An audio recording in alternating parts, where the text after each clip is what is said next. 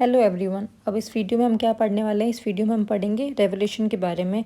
Revolution क्या है? Revolution की फिनोमेना क्या है? रेवोल्यूशन के कारण क्या होता है? अर्थ सन के अराउंड रिवॉल्व करता है, तब सीजन्स चेंज होते हैं। It takes around 365 days to revolve around the sun. तो एक पूरा रेवोल्यूशन होता है 365 डेज। 365 डेज एक पूरा रेवोल्यूशन लेता है अर्थ यूजुअली क्यों कहा? क्योंकि फिक्स 365 डेज नहीं होते, हमेशा 365 डेज प्लस 6 आवर्स लेता है। तो अब 6 आवर्स देखो, एक साल में 6 आवर्स बचे, दूसरे साल में 6 आवर्स बचे, तीसरे में भी 6 आवर्स बचे, और जो चौथा रहेगा तब 6 आवर्स बचे। तो 6 × 4 इजिकल टू 24 आवर्स। तो 24 आवर्स इजिकल टू 1 डे। तो हम क्या करते हैं, ये 6 घंटे ऊपर एक्स्ट्रा लगते हैं ना, तो उस 6 घंटे को हम सेव करके रखते हैं। 6 hours saved every year are added to make 1 day over a span of 4 years। तो ये हर साल 6 घंटे बचा रहे हैं, तो 4 सालों के 24 आवर्स बनते हैं over a span of 4 years। Therefore in every 4 years there is a year with 366 days. और इसलिए क्या होता है, हर 4 साल के बाद 360 डेज़ का एक साल आता है, उस साल को हम लीप ईयर कहते हैं, जिसमें फैब में क्या होता है 29 डेज़ हो जाते हैं। तो ये सब कुछ होता है रेवोल्यूशन पे डिपेंड करता है। The earth is going around the sun in an elliptical orbit. Earth जब घूमता है सन के आजू बाजू, जब अर्थ सन के रिवॉल्व करता है, तो वो एलिप्टिकल वे में एक की तरह एकदम सर्कल नहीं होता है, एलिप्टिकल वे में घूमता है। तो ये एलिप्टिकल ऑर्बिट होता है, तो ये इंक्लाइंड होता है और साथ ही साथ एक्सिस टिल्टेड होता है। और इसी के कारण से क्या होता है कि सीजन्स होते हैं, summer, winter, spring and autumn, ये 4 सीजन्स होते हैं।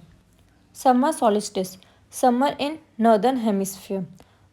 North pole is incline towards the sun. Summer in northern hemisphere मतलब क्या हुआ, अब डायरेक्ट रेज किधर आ रही है, तो जो सर्कल ऑफ इल्यूमिनेशन है उसके पीछे तक जा रही है नॉर्दर्न हेमिस्फीयर में। North pole is incline towards the sun, और जो नॉर्थ पोल क्या है, इंक्लाइंड है सन के टूवर्ड्स।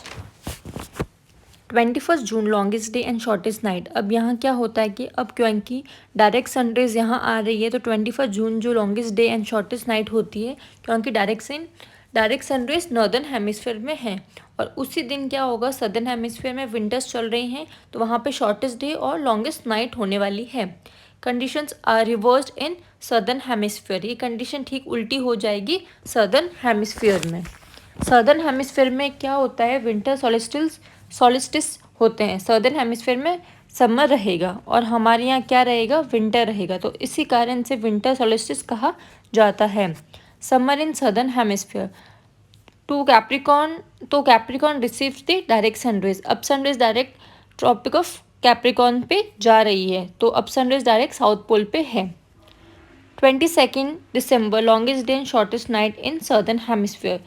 विंटर में यूजुअली हम क्रिसमस मनाते हैं पूरे नॉर्दर्न हेमिस्फीयर में, लेकिन ऑस्ट्रेलिया में लोग क्या करते हैं, समर के टाइम पीरियड में क्रिसमस मनाते हैं। क्रिसमस की डेट वही है, लेकिन वहाँ पे समर रहेंगे।